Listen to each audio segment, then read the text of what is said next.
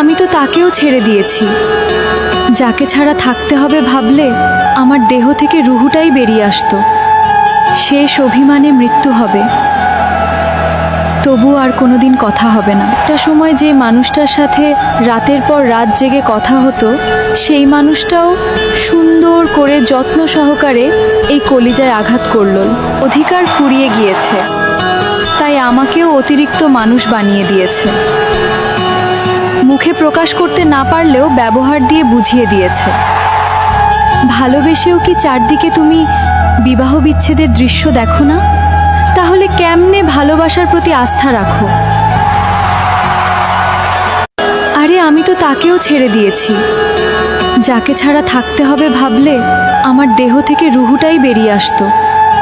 শেষ অভিমানে মৃত্যু হবে, তবু আর কোনোদিন কথা হবে না। একটা সময় যে মানুষটার সাথে রাতের পর রাত জেগে কথা হতো, সেই মানুষটাও সুন্দর করে যত্ন সহকারে এই কলিজায় আঘাত করল।